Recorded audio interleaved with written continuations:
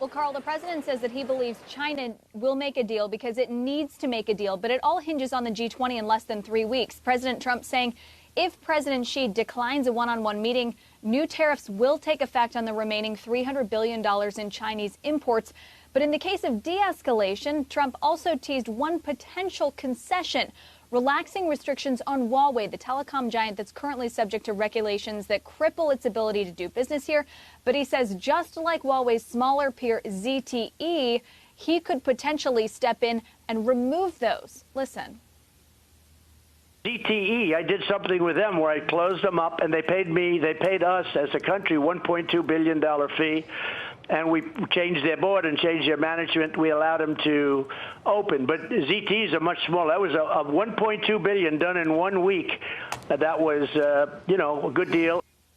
And the willingness to do this is a significant departure from the position of President Trump's National Security Council and his Commerce Department, as well as the Treasury Secretary, who just yesterday told CNBC's Nancy Hungerford this. He said the Huawei discussions are really national security discussions. They're separate from trade. Both we and China have acknowledged that in our discussions. Now, of course, President Trump, when he has that meeting, to the extent he gets certain comfort on Huawei or other issues, obviously we can talk about national security issues, but these are separate issues. They are not being linked to trade. So certainly a dividing line that is being erected by the Treasury Secretary there.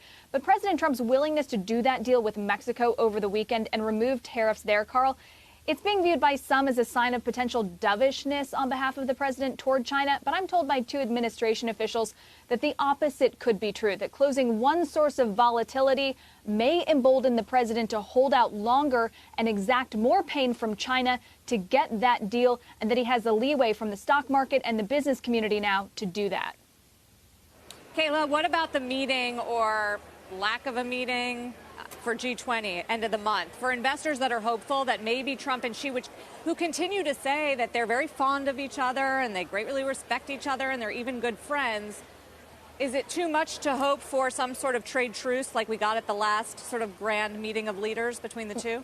Well, it seems like both sides, Sarah, are trying to wait until the 11th hour to actually confirm their attendance and this one-on-one meeting. They're trying to see what happens over the course of the next few weeks and whether there's any sort of breakthrough in staff-level talks before that time. Of course, you saw the reports that President Xi may want to save face and not risk public humiliation if he meets with President Trump and nothing happens. This morning on Squawk Box, President Trump said that he's heard nothing to tell him that that meeting won't happen, that he has a great relationship. He reiterated that. He believes that will happen. But I'm also told by Japanese officials involved in the G20 that the White House hasn't confirmed President Trump's attendance officially yet, although President Trump this morning seemed to signify he would go.